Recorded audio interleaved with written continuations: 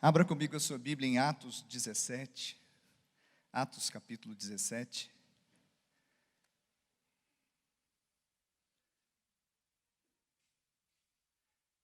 Mensagem tem como tema Atenas, e a primeira parte dela foi pregada nessa manhã pela nossa querida discípula, irmã Cristina Viso, amém? Cristina, hoje de manhã, ela deu uma aula sobre a história da Grécia, história de Atenas, da filosofia, das artes, até porque Atenas foi berço, a Grécia foi berço da civilização, das civilizações ocidentais, principalmente com relação à cultura e à arte. Bom, então nós vamos ler o primeiro verso aqui, que é o de Atos 17, 16. Quantos acharam aí? Diga amém. Então diz assim: enquanto Paulo os esperava em Atenas, o seu espírito se revoltava em face da idolatria dominante naquela cidade. Amém? Pai, no nome de Jesus, a palavra ela é liberada e será liberada no decorrer dessa mensagem. Que o Senhor possa usar teu servo como instrumento nas suas mãos. Que cada coração esteja receptivo e sedento pelo que vem do céu. Que o Senhor nos use com intrepidez e ousadia. Que seu nome seja glorificado. Amém. Diga graças a Deus. Amém. Então, aqui nós estamos na segunda viagem missionária de Paulo.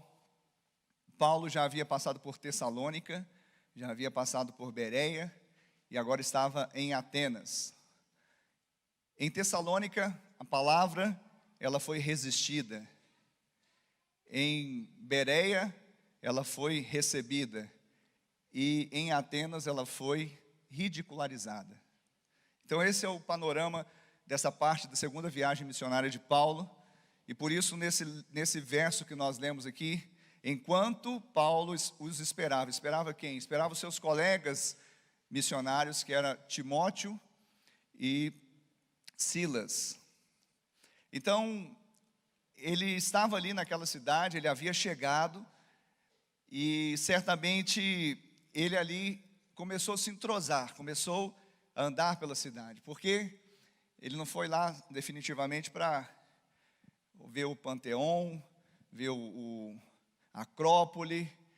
Ele não foi simplesmente para fazer uma viagem turística, ele foi para fazer uma viagem missionária, amém?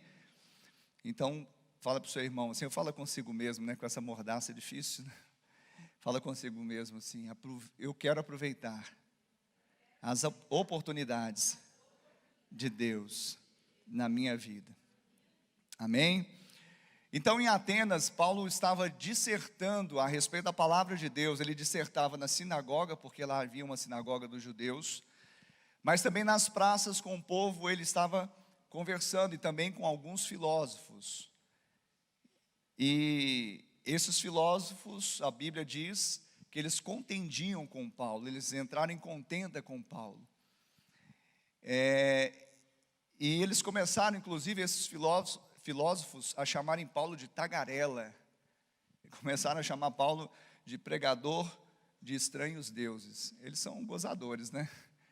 Quer ver Deus estranho? É ir lá em Atenas. Eles tinham deuses estranhos, mas chamavam Paulo de tagarela e pregador de deuses estranhos. Mas o que Paulo pregava, afinal de contas? Paulo pregava a morte e ressurreição de Cristo. Paulo pregava Cristo crucificado e Cristo ressurreto, amém? O que Paulo pregava? A morte de Cristo e a ressurreição de Cristo. Cristo crucificado e Cristo, amém? Quem está ressurreto aí? Amém. Se Cristo ressuscitou, você também, amém? Então, nós entendemos que essa foi a mensagem, não só em Atenas, mas também Paulo pregou em Bereia, essa mesma mensagem, também como pregou em Tessalônica.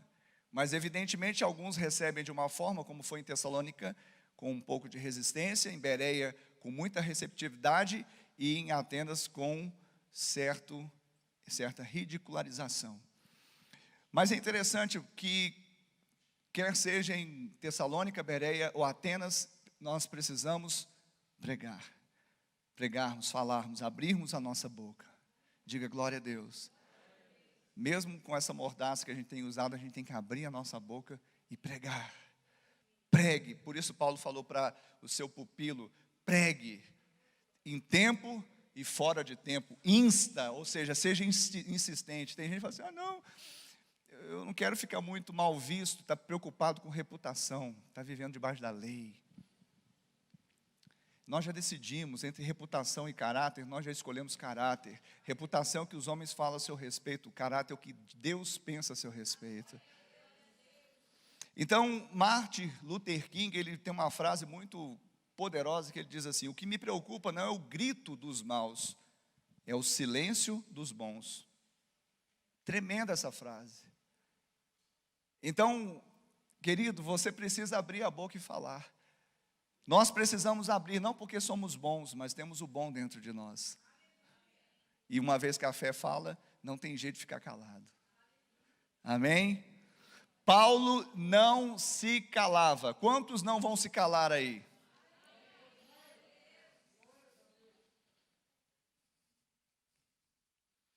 Eu estou perguntando porque muitos não querem ter problemas, né?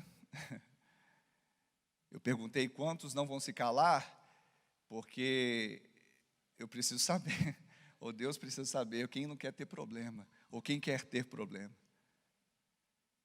Então, para aqueles que levantaram as mãos, se preparem para ter problema, para ouvir coisas do tipo: estes que têm transtornado o mundo chegaram aqui também, como Paulo ouviu no verso 6 aqui de Atos 17, quando ele chegou exatamente lá em Tessalônica. Quando ele chegou lá, falou: esses aí chegaram, os que vão pôr o mundo de cabeça para baixo, os que pervertem, os subversivos, os problemáticos.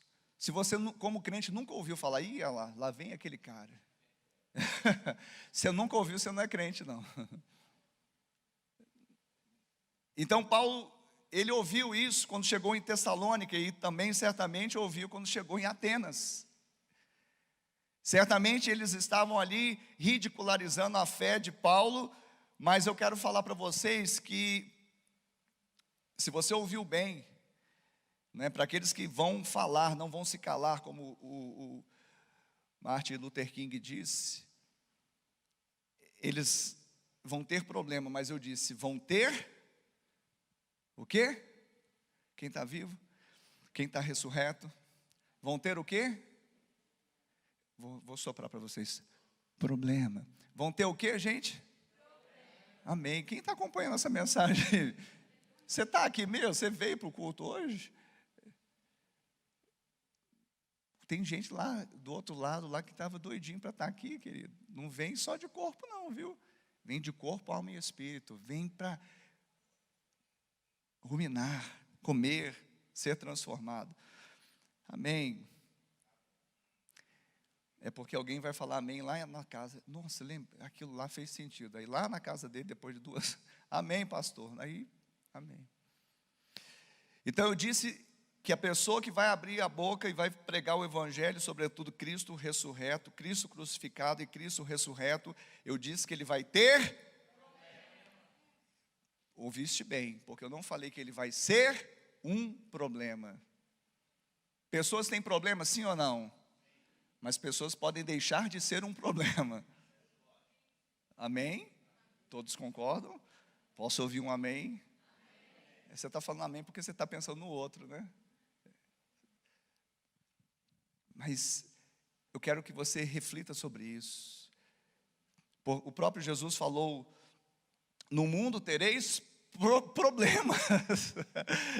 Eu mudei um pouquinho a versão, nova versão, Ricardo, na linguagem de hoje. No mundo tereis problemas, mas tenha de bom ânimo, eu venci o mundo. Amém, Jesus? Agora, o cristão, ele não é o problema, ele é a solução. Você quer ver a solução para esse mundo aqui? Olha para o seu lado, você vai ver. Aí um olha para o outro olha assim para trás, para ver se sou eu mesmo. É você, filho. Você não é o problema, você é a solução. Pastor, mas isso é muita presunção. Deixa eu te explicar. Jesus, quando orou a oração sacerdotal, João 17, no verso 18, ele diz: tu me enviastes no mundo. Para que Deus enviou Jesus no mundo? Para ser problema ou solução? Aí Jesus falou: eu vim cumprir, e agora eu os envio no mundo. Para ser problema ou solução? Amém, Jesus? Ele entrou no nosso mundo para que nós entrássemos no mundo do outro. Ele veio trazer a solução para nós, para que nós pudéssemos levar a solução para outros. Ninguém pode dar o que não tem. Se você recebeu essa graça, esse favor, você recebeu o mapa da mina, você recebeu o tesouro escondido, você já tem a solução para o mundo. Ninguém vai dar Gente, tem que dar rabo de arraia, tem que dar cambalhota, soltar foguete. Meu Deus do céu, com uma notícia dessa. Não é verdade? Mas é porque você é partidário daquela cultura hedonista, mundana e legalista que é a campanha pela vida. Vocês já ouviram? Cada um cuide da sua. Campanha pela vida, cada um cuide da sua.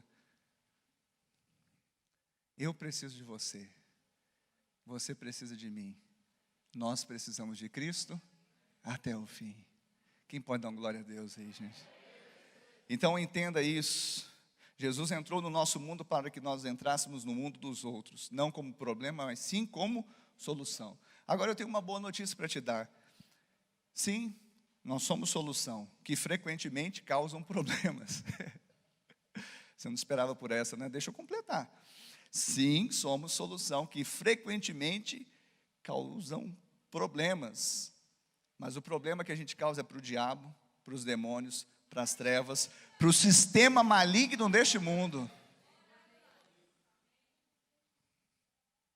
Você pensou que ia causar problema para o seu chefe, para o seu pai, para a sua mãe, para aquela pessoa que não gosta de crente. Não, nossa luta não é contra carne e sangue. Quem está me entendendo aqui? Se mesmo se não estiver me entendendo, entenda Paulo, que foi ele quem escreveu. Mas se não estiver entendendo Paulo, entenda o Espírito Santo, que foi quem revelou a Paulo essa verdade. Nossa luta não é contra carne e sangue. Nós não viemos aqui para ser problema uns para os outros. Nós viemos aqui para ser solução. Falar que tem chance, tem recomeço, tem perdão, tem amor, tem graça, tem favor, tem misericórdia. É essa a nossa mensagem. Isso é a solução para o mundo perdido. Então preste atenção, querido, o que nós causamos é no mundo espiritual, problema no inferno. Na polícia, a gente tinha fechar o anúncio, não sei quantos militares nós temos aqui, quem sabe. Então, é uma tropa, muitos homens, então os cabeças de cada pelotão, normalmente pelotão, outra fração menor, eles tinham que fazer a contagem dos homens e anunciar para um de graduação ou posto maior, que é fechar o anúncio, anunciar se está todo mundo presente. Nós trazemos um problema seríssimo lá no inferno, porque os demônios, eles vão contando as pessoas que estão lá, aí, mas tinha 10, agora tem. Aí eles não conseguem fechar o anúncio deles para o Beelzebul, porque toda vez a gente fica saqueando a alma do inferno e não consegue fechar. Nós trazemos um problema gravíssimo no inferno. Você está me entendendo, meu Deus do céu? Essa é a nossa missão, essa era a missão de Paulo. Para que Paulo ia inventar de ir para Atenas? Estava bom em Bereia, todo mundo estudioso da palavra, receptivo. Mas até em Bereia, os judeus enciumados mandaram pessoas para lá para perturbar Paulo. Ele teve que sair para Atenas. Mas ele poderia ir para outro lugar, para Cancún, não é? Punta Cana, para o Panamá, aguinha de coco. Não, ele foi para Atenas. Pastor, será que eu vou para Atenas? Eu não sei para onde você vai, mas para onde Deus te enviar, você vai ser um portador de boas notícias. Você não vai para gerar problema, você vai para levar solução. Ainda que no transcurso dessa viagem vai gerar problema, mas nós já falamos, não tem nada a ver com as pessoas, tem a ver com o sistema corrompido, caído, dominado por Satanás. Então tenha sabedoria. Paulo teve sabedoria, daqui a pouco nós vamos chegar lá, mas tenha sabedoria. Eu me lembro muito, eu não esqueço, pastor Márcio Valadão na Lagoinha, ele sempre falava, filho, sabe, tem pessoas que vêm para Jesus porque conhecem um crente. Filho, mas você sabe, tem pessoas que não vêm para Jesus porque conhecem um crente. Tem pessoas que vêm porque conhecem um, e tem pessoas que não vêm porque conhecem um. Tem alguma coisa errada aí. Uns estão sendo solução, outros estão sendo problema. Uns estão alcançando e contando com a simpatia por meio do amor. E uns ainda estão destilando ódio, como se vivessem em Adão, mas esqueceram que já Adão jaz. Agora é o novo Adão, o segundo Adão, é Cristo vivo. E pelo que consta, Ele com amor eterno, Ele nos ama, e com benignidade Ele tem nos atraído. É isso que nós temos que fazer uns com os outros, e principalmente aqueles que estão em Atenas. Paulo, ele vai dizer, em 1 aos Coríntios capítulo 9, versos 22 e 23, ouça bem, pode ouvir. Fiz-me fraco para com os fracos, com o fim de ganhar os fracos. Fiz-me de tudo para com todos, com o fim de, por todos os modos, salvar alguns. Tudo faço por causa do Evangelho, com o fim de me tornar cooperador com Ele.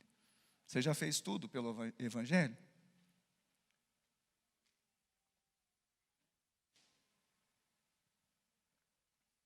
Tem pessoa que não está aqui podendo estar. É verdade, tem pessoas que poderiam estar aqui e não estão. Será que essa pessoa já fez tudo pelo Evangelho? Se às vezes nem sair da sua casa e vir ao prédio. Tem pessoas que o vizinho ainda não sabe que ela é crente, que ele é crente. Ou no trabalho. Ainda estão buscando o quê? Em primeiro lugar, comer, beber, vestir. Estão esquecendo do reino. Sabe, quando eu vejo essa frase de Paulo falando, fiz-me de fraco, fiz-me de fraco para com os fracos, para ganhá-los. Eu fiz-me de tudo para com todos, para no final ganhar alguns. Porque nós vamos ver no final dessa fatura aqui em Atenas, ele não ganha todos em Atenas. Embora no coração dele tivesse o desejo, no coração do pai também. Mas a Bíblia vai dizer que uns creram e outros zombaram. Isso não tem a ver com a gente. Pregue. Se vão crer ou vão zombar, isso não tem a ver com o meu mérito. Mas eu fiz tudo direitinho, eu fui tão eloquente. Não é possível essa pessoa ter rejeitado. Não te rejeitou, rejeitou aquele quem o enviou. Por isso você e eu somos chamados pregoeiros da justiça nesse tempo, porque para aqueles que creem, entram na arca, e para aqueles que não creem, não vai haver desculpa naquele dia. Quem está entendendo isso? Amém? Mas nós não temos coração hostil de falar, preguei, agora se vira. Não, nós insistimos, como Deus insiste conosco. Imagina na sua vida se Deus não tivesse insistido com você. Misericórdia, não gosto nem de pensar nisso, mas Deus insistiu. Sabe aquele que ninguém podia dar nada, Deus deu o próprio Filho dele. Então nós precisamos entender a oportunidade. Oportunidade na vida do cristão é em todo tempo, em todo lugar, em qualquer circunstância, em qualquer situação, quer frio, quer calor, quer noite, quer dia, quer em Uberlândia, quer em Atenas, quer quando o vento sopra a favor, quer quando o vento sopra contra, nós devemos entender que há oportunidades. Em todas elas nós devemos ter santas segundas intenções. Quais são estas? Eu não vou em lugar nenhum mais, simplesmente para lazer. Simplesmente, eu gosto do lazer, sim, é necessário. Mas quando eu estou ali em lazer, eu vejo sempre oportunidade. Quando eu estou trabalhando, eu vejo oportunidade. Quando eu vejo oportunidade. Ou seja, eu sempre ando com santas segundas intenções. Paulo, ele também, aqui ele viu oportunidades. Nós vamos ver aqui no verso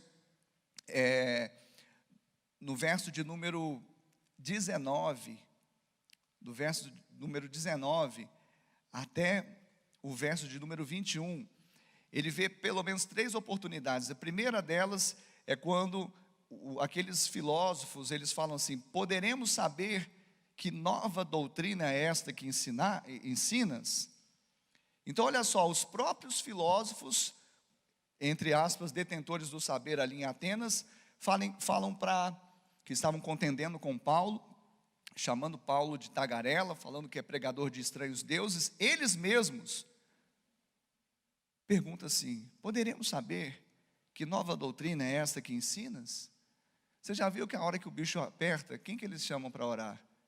É o crente, é você, não é não? Sabe aquele que não te suporta, que acha você, sabe, chato, e que não gosta de você, e que às vezes te rotula ou te persegue, não sei, mas na hora que o bicho aperta, eles chamam quem? Chamam você, crente, para orar.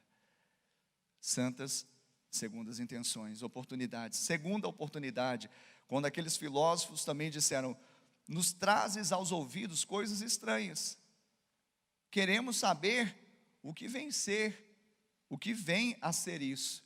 Ou seja, algo estranho, eu não compreendo, porque o homem natural não compreende as coisas do Espírito, porque elas se discernem espiritualmente. Então não pense você que você vai falar, as pessoas vão aceitar. Não pense você que vai pregar, e as pessoas vão entender.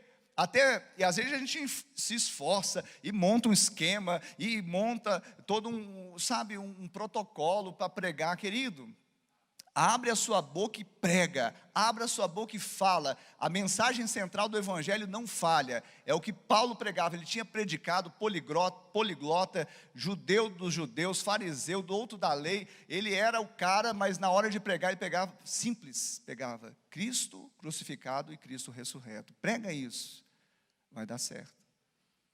Amém, Jesus? E para você que está desanimado, prega para si mesmo primeiro, tá? Você está desanimado, farol baixo, prega para si mesmo, para já começar a animar, para começar a parar de colocar o centro da vida, você mesmo. O centro da vida não é você, o centro da vida é Cristo.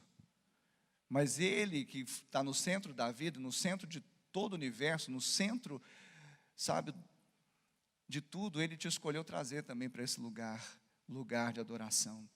Amém, Jesus? Então, muitas vezes as pessoas não vão entender. Eu me lembro uma vez, eu estava na polícia ainda, e uma vez eu comandava um setor, e esse setor, eu comandava um grupo especializado em policiamento em área de risco, na cidade de Uberlândia.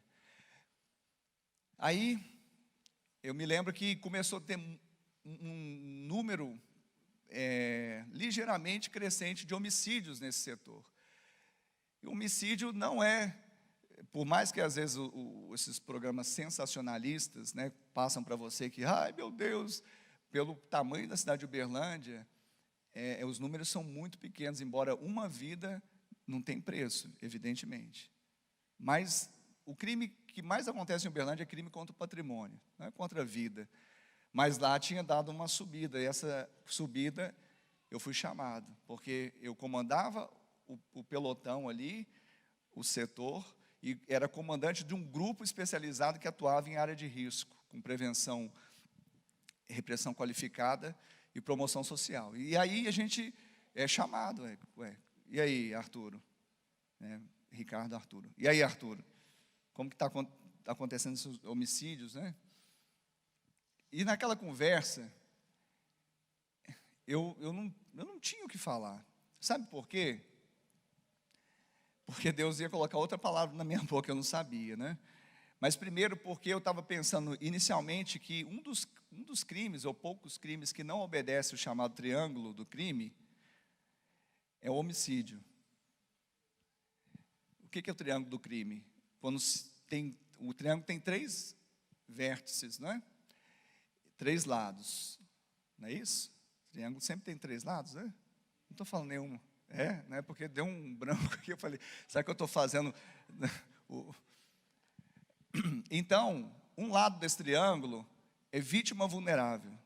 O outro lado do triângulo é ambiente favorável. E o outro lado do triângulo é autor motivado. Se juntar esses 3 lados, o crime vai acontecer. Então, o que os órgãos do sistema de defesa social fazem? Eles tentam minar pelo menos um.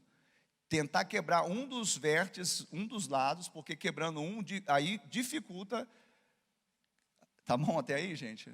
Eu não vim aqui para falar de segurança pública, né? Afinal de contas, já tem 5 anos que eu saí da polícia para pregar o evangelho, mas é para ilustrar.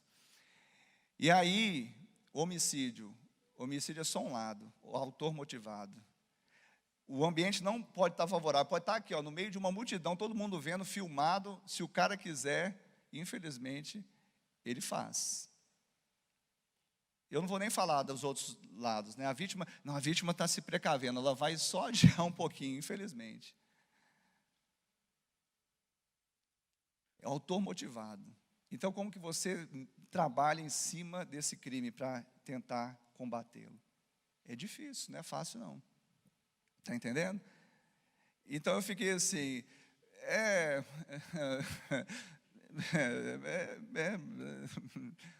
na hora, sem explicação, eu falei assim, comandante, eu creio que Deus vai me dar estratégia, porque Deus me pôs aqui, e eu quero corresponder, eu quero responder para a sociedade, para o comando e para mim mesmo.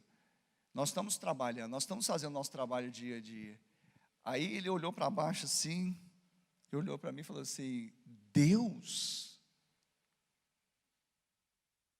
Você deve estar brincando comigo, né? Deus?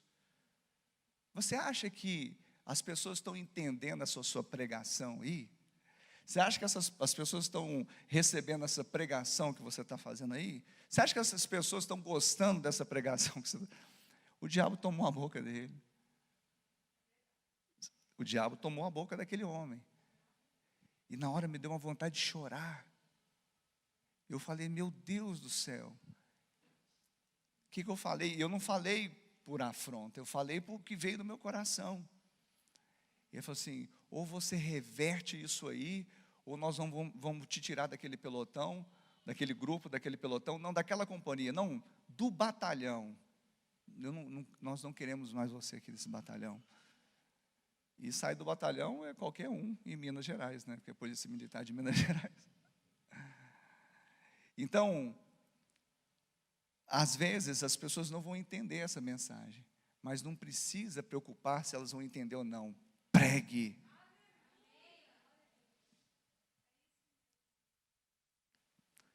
Porque só para você saber, tem muitos que congregam nessa igreja que são fruto daquela pregação que... Inclusive, pode aplaudir o Senhor Jesus.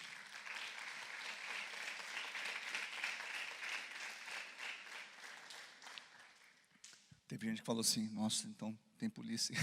Calma, querido, está tudo em paz. Essa polícia é do bem. Só tem polícia do bem. O que não faz o bem, ele está com defeito de fabricação, porque a missão ela é linda. Quem não faz bem, está na polícia, está no lugar errado. Está no lugar errado. Amém? Nós já fomos conhecidos da igreja dos polícias. Na Salomão Abraão, que era menor, metade da população cristã daquele prédio era ou policial ou parente de policial. Dava até mais de 50%. Aí se chamar os do exército, do bombeiro, aí aumenta para 80%. Mas tem gente normal aqui também, tá, gente? Quem é civil aí... Tá. Todos os de Atenas, inclusive os visitantes, não cuidavam senão dizer ou ouvir as últimas novidades. Então eles ficavam ali, normalmente no Areópago, que era o pórtico da cidade, ali eles faziam discussões políticas, até da religião, e eles ficavam, às vezes, em praça também, e ficavam querendo saber, os atenienses e também os visitantes, saber quais eram as novas. O povo quer saber qual que é a nova. Deixa eu falar uma coisa para você. Eu tenho até uma pregação antiga, esqueci o tema, o título exatamente, mas me conta uma nova, eu acho que é isso, me conta uma notícia nova. Porque você fala assim, ó, o trem está ruim mesmo, hein? Ó, a Covid está matando mesmo, hein? Ó, não sai de casa não, hein? Ó, fala uma aí que...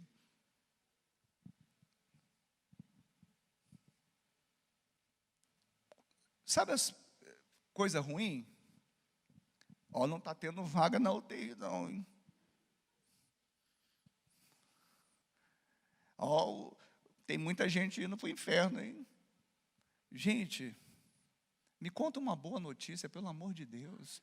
O povo quer saber de boa notícia. O povo está cansado de ouvir essas notícias da boca do servo de Deus. Não pode sair esse tipo de notícia, não. Ah, pastor, mas eu vou maquiar a notícia? Não, você vai falar. Você tem os oráculos de Deus, você tem a palavra de Deus. Você é o Paulo dos dias de hoje. E a nossa Atenas, quem sabe, é Uberlândia. Quem está entendendo isso? Todos os de Atenas não cuidavam senão dizer ou ouvir as últimas novidades, só que não tinha novidade, era sempre mais do mesmo. Porque nessa altura, Atenas, Grécia, já era dominada por Roma. Então, nossa, eles estão cobrando muito altos impostos, né? Alguém já ouviu isso atualmente aí? Nossos impostos estão altos, né? O Brasil tem a maior tarifa tributária da América. O desemprego está grande. Alguém já ouviu isso? Alguém já ouviu? Quantas vezes? Então, para de repetir essas notícias, pelo amor de Deus. Lá em Atenas, o povo queria ouvir uma boa nova. Mesmo contendendo com Paulo, mesmo chamando de tagarela, mesmo chamando de crentinho, mesmo chamando de enjoado, mas quando você abre a boca, vai vir a boa nova do Evangelho, para restaurar, para salvar, para curar, para dar solução. Amém? Pastor, você está nesse mundo? Temporariamente, filho. Você não está não? Temporariamente. Mas a nossa cabecinha está lá no céu, nós pensamos as coisas eternas. Pastor, mas a nossa fé não nega a realidade. Até a filosofia desses atenienses, ela, de certa forma, tinha uma linha de panteísmo, e era muito assim, ligado a algumas coisas da natureza, aí outros, então eles buscavam uma divindade, mas eles não sabiam e não conheciam o Deus verdadeiro, amém? Eles não tinham a boa nova. Então, no verso 22, verso de número 22, Atos 17, 22, então Paulo, levantando-se no meio do Areópago, disse, senhores atenienses, em tudo vos vejo acentuadamente religiosos. O que foi isso? Sabedoria. Como a Cristina pregou de manhã, ele podia chegar dando uma voadora no peito deles, falando assim, raça de víboras, e quebrando, chutando imagem para tudo quanto é lado. No entanto, ele disse, vejo que vocês, senhores, são acentuadamente religiosos. E ele não estava mentindo não, porque sabe o que é religião?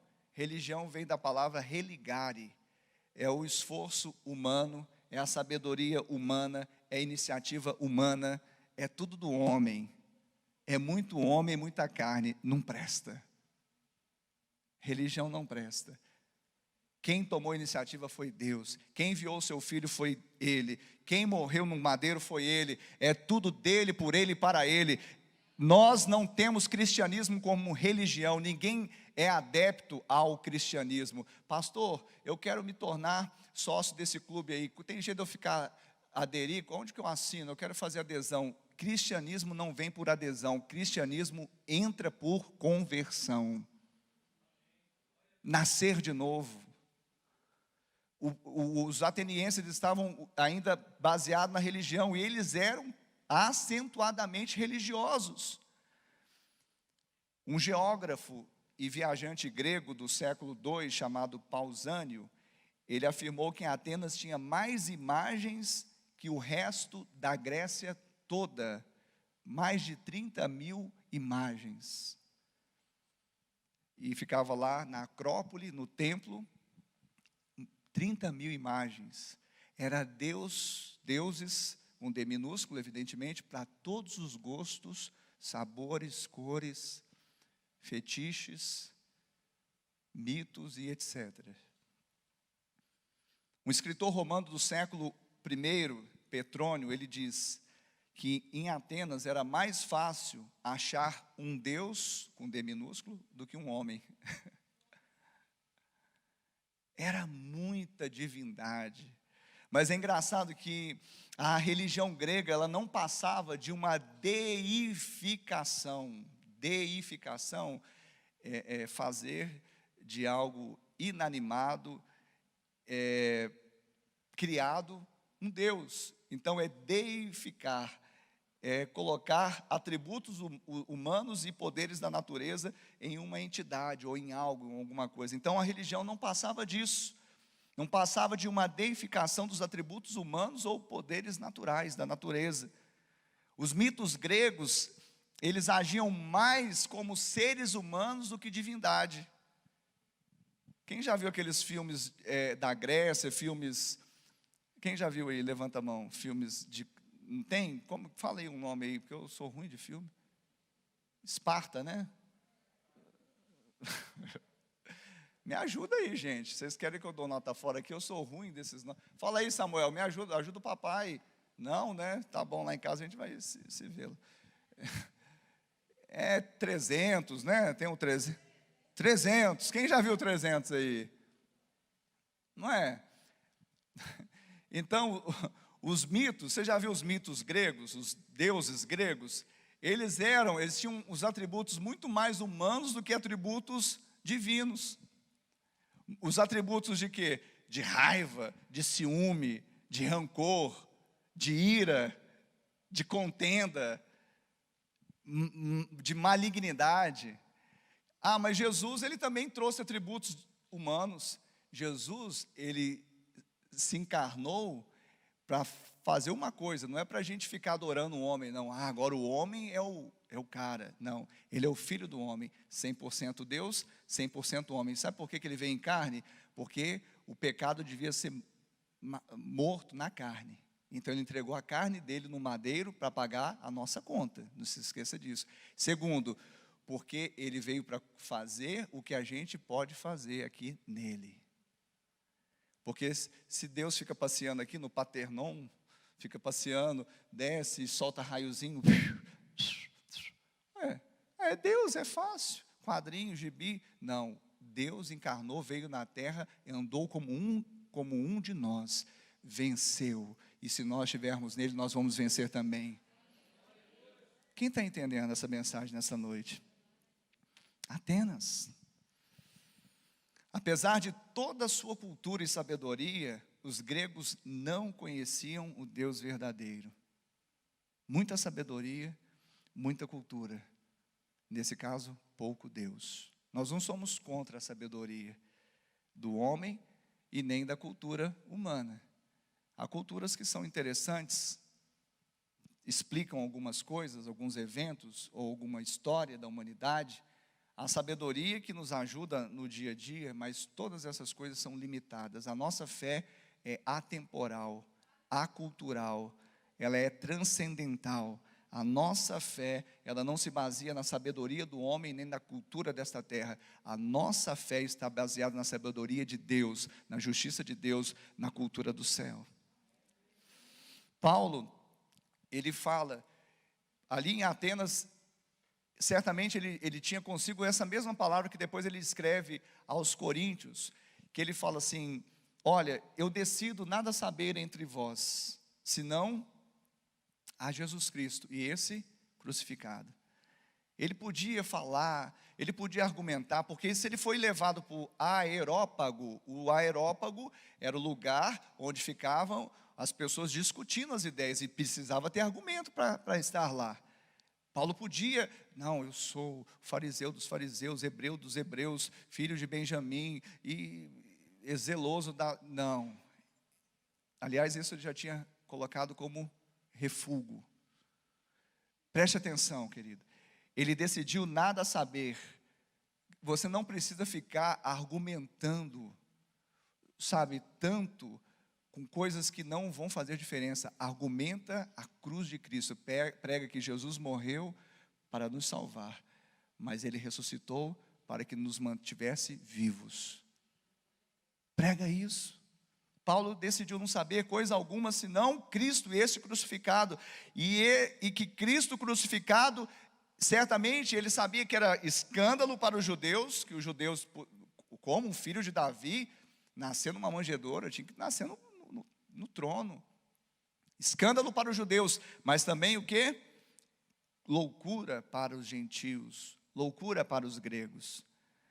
E aí, no verso 23, é o verso também que, culminante desse texto, dessa mensagem, ele vai falar o seguinte, de uma forma muito sábia, não com argumentos, mas com sabedoria que veio de Deus. Ele fala: porque passando e observando os objetos do vosso culto, encontrei também um altar no qual está inscrito: ao Deus desconhecido, pois esse que adorais sem conhecer é precisamente aquele que eu vos anuncio. Aleluia.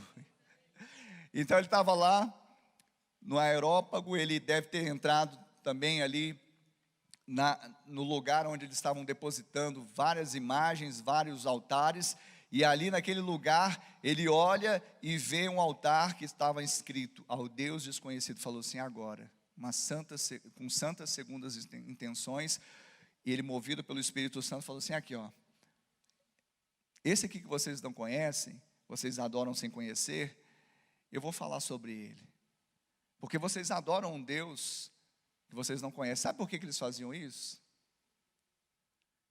Vou dar uma dica. Eles se relacionavam com a divindade, com os deuses inúmeros, com base no amor ou no medo? No medo. Então por que eles criaram o altar do Deus desconhecido? Por medo.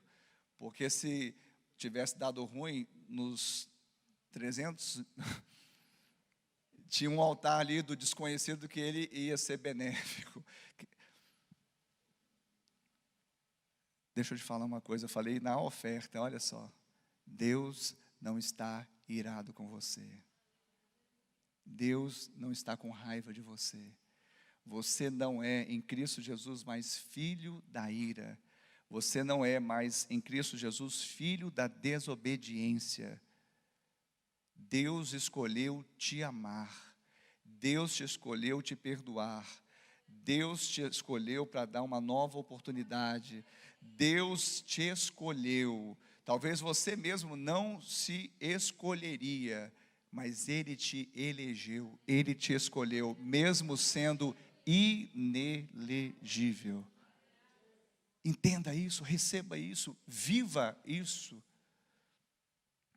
Então quando ele fala isso, ele fala exatamente para começar a quebrar, confrontar, porque ali, a Cris, vejam essa mensagem da parte 1, a parte da manhã, tremenda, ela vai dar muitos detalhes sobre essas correntes filosóficas daquela época, mas eu quero citar duas principais, porque estão no texto bíblico, era os epicureus e os estoicos. Então, Paulo, quando ele então se envolve nessa celeuma toda, e ele buscando ali, com certeza, da parte de Deus, ter sabedoria para ganhar, se fazendo, entre aspas, de fraco e cuidadoso para que não pudesse afastá-los, mas ganhá-los para o Senhor, falando: olha, esse altar aqui do Deus desconhecido é esse que eu vou falar desse Deus que vocês adoram sem conhecer, é o meu Deus. Mas ele tinha que confrontar dois grupos de filosofias antagônicas. Então ele não apenas precisava argumentar, ele não apenas precisava falar, mas ele precisava ter o poder de Deus. E eu quero falar nessa noite exatamente isso. Não importa o que se levantar para argumentar contra a sua fé, não importa, sabe, as correntes, não fique em cima do muro, não fique tentando agradar um, não fique tentando agradar outro, seja realmente receptivo, seja simpático, seja bom, são os atributos de Deus na sua vida. Você vai ser o que Deus te fez ser. Ele te fez uma pessoa paciente, longânima, amorosa, bondosa, com domínio próprio, cheio do Espírito. É isso que você vai fluir na sua vida. Mas preste atenção, nós não barganhamos a palavra de Deus. Paulo em nenhum momento ele barganhou a palavra de Deus. Pelo contrário, ele, sabendo que haviam duas correntes, uma antagônica à outra, uma confrontando com a outra, ele entra e para falar com esses grupos, porque os epicureus, materialistas, eles eram ateus. As experiências a transcendência era exatamente por meio das experiências pessoais, das experiências pessoais e não racionais. E o lema dos epicureus era: aproveite a vida. O objetivo dos epicureus era o quê? O prazer. Deus, ele quer que o filho dele sinta prazer, sim ou não? Sim. Tem gente que acha que não, né? Não, prazer é pecado. Quem falou isso? Se o prazer for o fim, aí é pecado. Porque aí normalmente a gente não vai querer saber dos meios para alcançar o prazer. Se a gente for da forma que Deus quer para ter prazer, com certeza não vai ser pecado. Mas se algo, por exemplo, fazer sexo é prazeroso? Sim. Deus tem esse objetivo na intimidade do casal. E fazer sexo fora do casamento pode dar prazer na carne, mas não é aquilo que agrada o Senhor. Então eles falavam: aproveite a vida. Os estoicos, por outro lado, eles falavam: aguente a vida. Eles rejeitavam a idolatria pagã, mas eles eram racionais. Eles eram racionais. Então eles achavam que o prazer não era tão bom assim, e também os reveses, a dor não era tão má assim. Então, para resumir as duas correntes, enquanto os epicureus, o lema deles é: aproveite a vida, porque era o prazer. Os estoicos, eles falavam: aguente a vida. Mas Paulo vai falar assim: vida de verdade você só tem em Cristo Jesus. Não tem como aproveitar a vida ou aguentar a vida, tem a vida de Deus. Não é simplesmente eu vou suportar a minha vidinha, ou eu vou chutar o balde, seja o que Deus quiser, como se não houvesse amanhã. Não, vida de verdade nós só temos na presença do Senhor. Vida é só aquele que tem vida em si. O ídolo não tem vida, sabe? A árvore não tem vida para aqueles que eram panteístas. A sua razão, talvez, de tentar fazer tudo certinho e suportar os reveses, isso não traz vida em si. A vida vem de Deus, Ele é o autor da vida.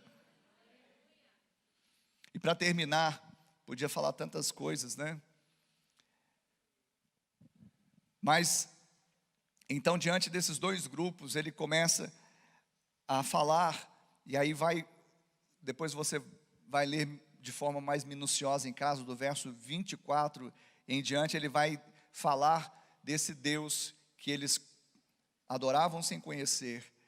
Era o Deus de Abraão, Isaac e Jacó. Mas ele não vai falar: o Deus de Abraão, Isaac e Jacó, porque um grego isso não tem valia. Pelo contrário, ia complicar mais. Ele vem falando em simbologias, em termos que eram fáceis para a compreensão daqueles gregos. Ele vai falar no verso 24: o Deus que fez o mundo e tudo que nele existe, sendo Ele Senhor do céu e da terra, não habita em santuários feitos por mãos humanas. Os gregos, de forma geral, eles achavam que o homem tinha vindo da terra. Pastor, mas nós não viemos do pó da terra? Nós viemos do pó da terra, mas das mãos de Deus, Deus que nos criou, sim ou não? Eles achavam que era uma matéria que vinha da terra, sem intervenção nenhuma do ser divino. Então, queridos, Paulo vai falar: Deus, esse Deus que eu prego, é Deus desconhecido por muitos, mas é o Deus que fez o mundo e tudo o que nele há. É um Deus pré-existente. A dúvida que muita gente tem, né? Eu, quando era menorzinho, minha mãe pregando o evangelho, me ensinando o evangelho, eu falei, mas quem criou Deus? Né? Deus é pré-existente, Ele é eterno. Ele não teve começo de odômetro, nem final. Um carro sai da fábrica, sai com o odômetro zerado. Nós saímos da barriga da nossa mãe e nascemos. Mas Deus, Ele é pré-existente, Ele é eterno. O Deus que fez o mundo, Ele é o Criador de todas as coisas. Deus que fez o mundo e tudo que nele há. Deus que não é servido por mãos humanas. Deus que não habita em santuários feitos por mãos humanas. Deus que dá vida a todos. Deus que criou toda a raça humana de um só, a saber, Adão. Deus que cria no próprio homem o desejo de buscá-lo. E mesmo tateando, como alguns precisam às vezes de tatear. Cristina falou sobre isso, do totem, né, do touch, do tocar. Mesmo que tateando, usando uma linguagem que eles entendiam, o possam achar, porque Deus quer ser achado. A vontade de Deus é que nenhum pereça.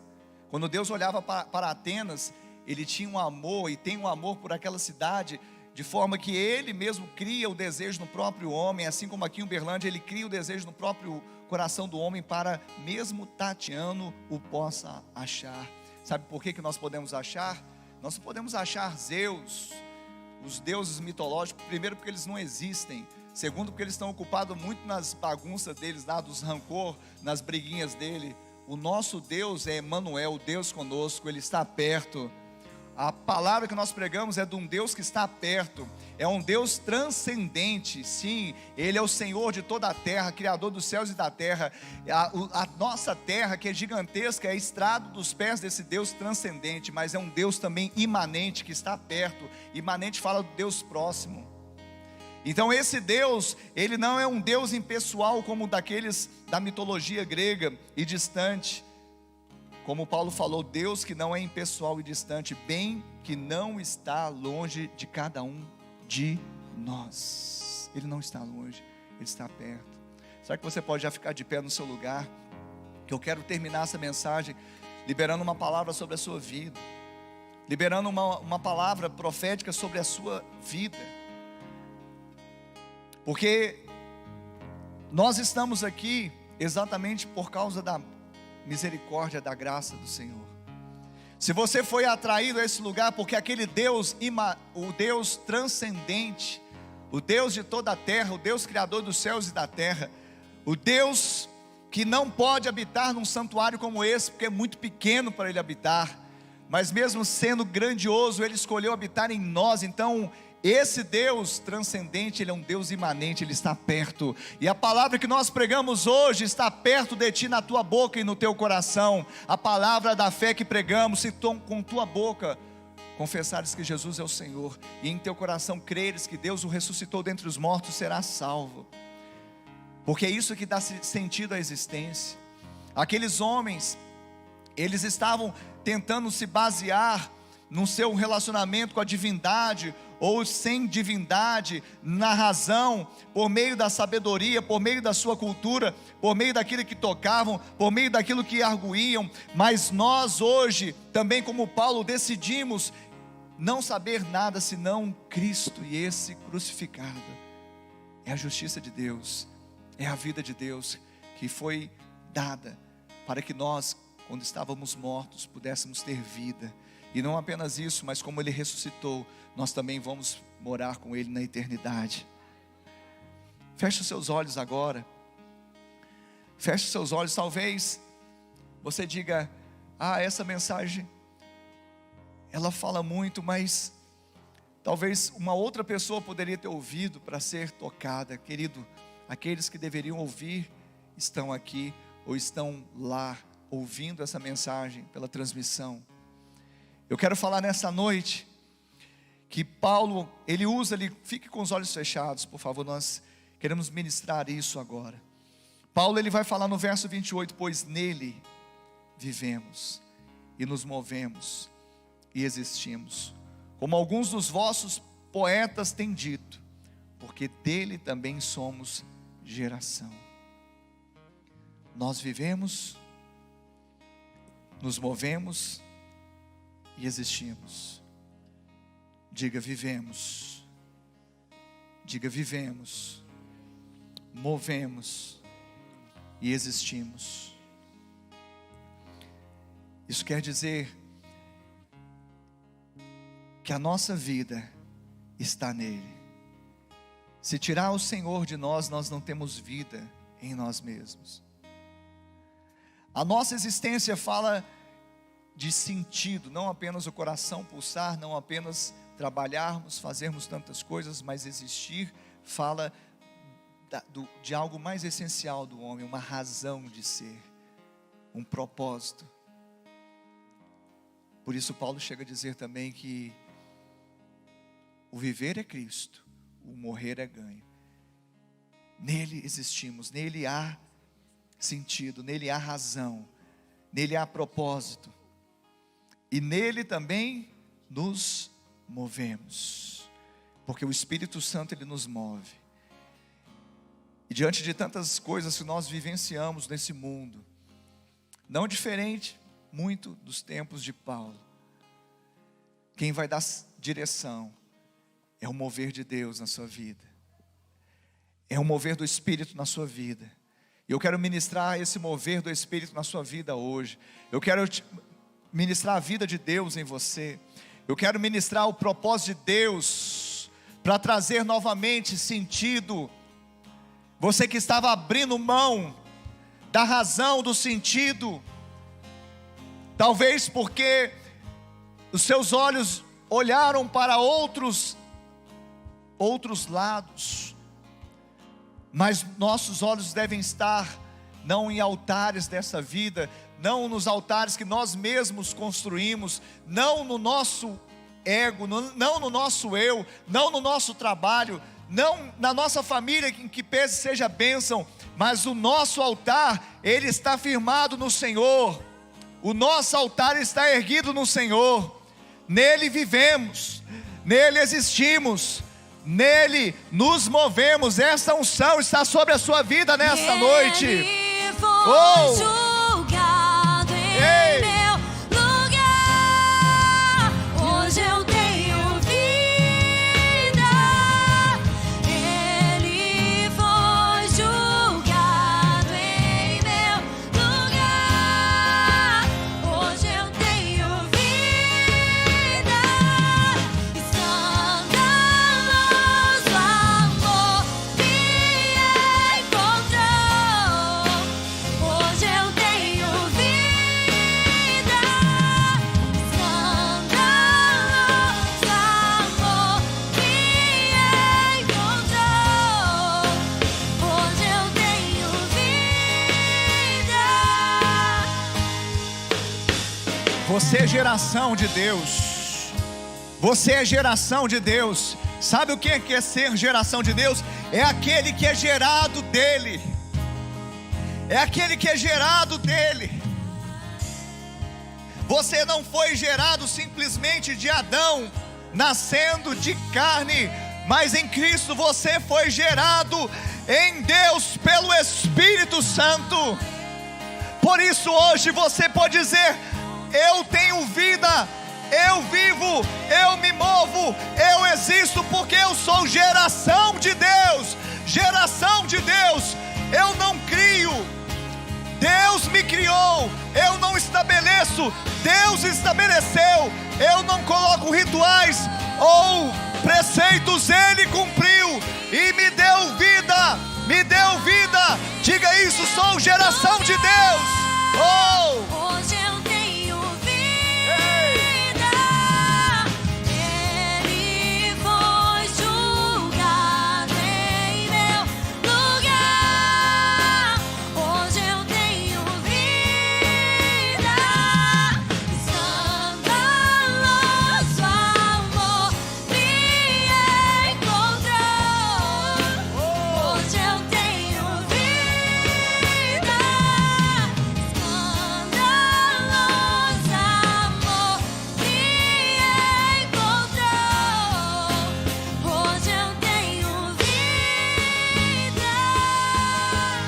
Sendo, pois, geração de Deus, não devemos pensar que a divindade é semelhante ao ouro, à prata ou à pedra, trabalhados pela arte e imaginação do homem. Ora, não levou Deus em conta os tempos da ignorância. Agora, porém, notifica aos homens que todos, em toda parte, se arrependam. É tempo de se quebrantar, é tempo de se arrepender. Se você ergueu um outro altar, se você deu preferência a outra coisa na sua vida, eu quero te falar que você precisa renunciar isso agora. O nosso Deus não é fruto da nossa imaginação. Nós não estabelecemos o critério para Ele, porque Ele nos criou. Como que a criatura pode falar como Deus vai ser, como Ele vai pensar, quais são os caminhos dEle? Não, Ele é que tem os caminhos, Ele é que tem os pensamentos, Ele é quem estabelece, Ele é Deus. Nós é que tornamos, nós é que retornamos, nós é que saímos da contramão e nos submetemos por amor ao caminho que Deus tem para nós. Hoje é momento, agora é hora de nós falarmos: eu destrono o meu ego desse lugar, eu tiro as minhas preferências desse lugar, eu abandono as coisas que eu coloquei no lugar de Deus, eu tiro qualquer outra divindade com D minúsculo que não pode ocupar o lugar de Deus na minha vida. Eu quero e vou buscar o Senhor, o meu Deus, o Deus de toda a terra, o Deus que Paulo pregou em Atenas, o Deus que eu ouvi na minha conversão, o Deus que faz o meu peito queimar nessa noite. Eu vou colocar Ele em primeiro lugar, vou buscar a sua justiça, porque sei que Ele não está irado comigo, Ele não tem, sabe, outra coisa senão pensamentos de paz. Ele tem graça, tem favor, Ele quer mudar a minha história, e eu quero me arrepender, Senhor. Eu me quebrando, porque se o Senhor não levou em conta os tempos da ignorância, hoje, uma vez que eu recebi essa palavra, uma vez que eu recebi o entendimento, não apenas cognitivo, não apenas a sabedoria do homem, mas hoje foi soprado a revelação de Deus, porque a mensagem da cruz é a revelação de Deus. Pode ser escândalo para o judeu, pode ser loucura para os gentios, para os gregos, mas para mim que sou salvo, é o poder de Deus. Eu recebo essa revelação, eu recebo essa iluminação, e a minha vida nunca mais vai ser a mesma. A minha vida agora vai ter sentido, porque nele vivemos, nele vivo, nele me movo, nele eu existo. Oh, eu sou geração do Senhor. Repita essa oração comigo, dizendo: Senhor, nessa noite eu quero fazer confissão a respeito de Jesus Cristo como meu Senhor, como meu Salvador. Não há outro, é Jesus crucificado e ressurreto. Escreve o meu nome, Pai, no livro da vida, e salva-me. Salva-me de mim mesmo, de outros deuses. Eu quero ser teu, Pai. Eu que um dia que andei em teus caminhos, mas me desviei, me afastei, hoje arrependido eu volto, na certeza que sou aceito, sou recebido em seus braços de amor. Coloca anel no meu dedo, sandálias nos meus pés, me dê vestes novas, porque o Filho voltou à presença do Pai, à casa do Pai. Ainda com os olhos fechados, eu quero perguntar aqui nessa noite, se você fez essa oração, nós acabamos de fazer, e você se identificou com ela, você pode levantar sua mão bem alto. Levanta aí sua mão bem alto se você fez. Amém. Eu vejo mãos levantadas aqui nessa noite. Isso, eu vejo outra mão levantada. Amém. Você pode levantar sua mão aí na sua casa, você que fez essa oração e se identificou. Vejo outra mão levantada aqui nesse prédio. Eu creio que Deus está fazendo grande obra. Deus está trazendo revelação. Então você pode levantar sua mão,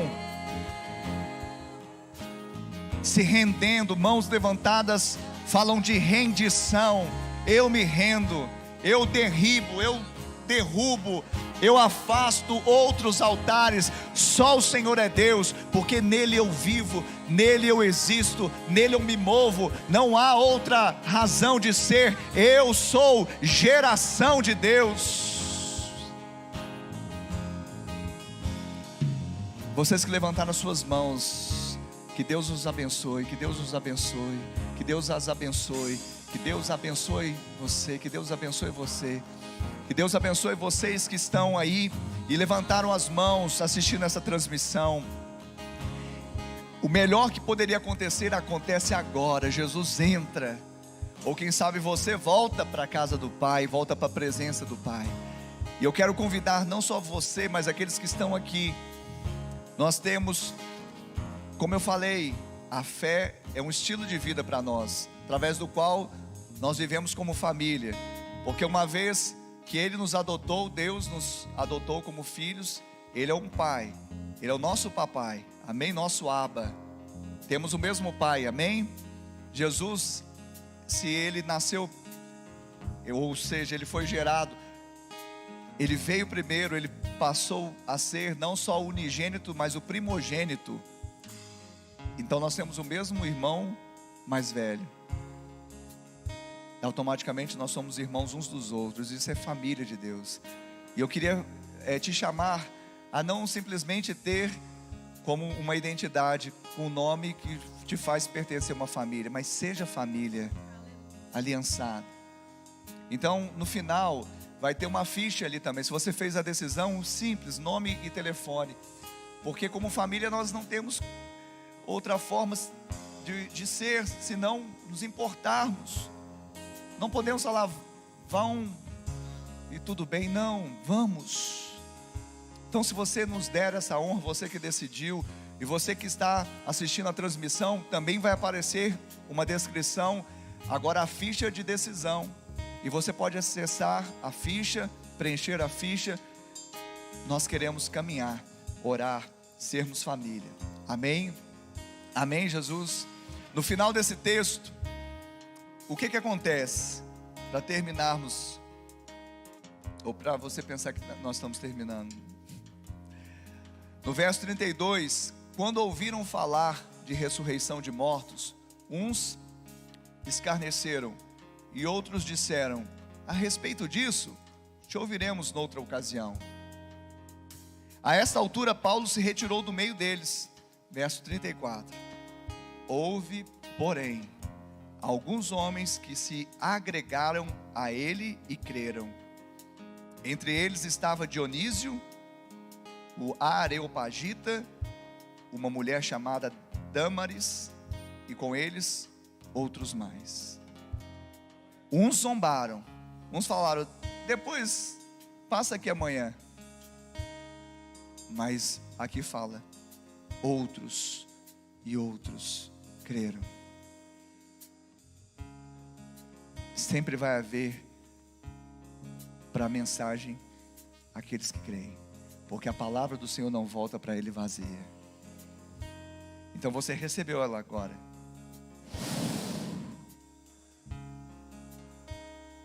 Você sabe aonde que é a sua Atenas. Você sabe. Seja um Paulo ali na sua Atenas. Amém? Pastor, mas vai ter problema? Nós já falamos sobre isso, né? Mas vai ter muita vitória. Amém, Jesus? Que o amor de Deus Pai, a graça de Deus Filho e a doce comunhão do Deus Espírito Santo seja com todo o povo de Deus hoje e para sempre. Amém e amém. Deus abençoe, uma semana de bênção e vitória em nome de Jesus. Aleluia.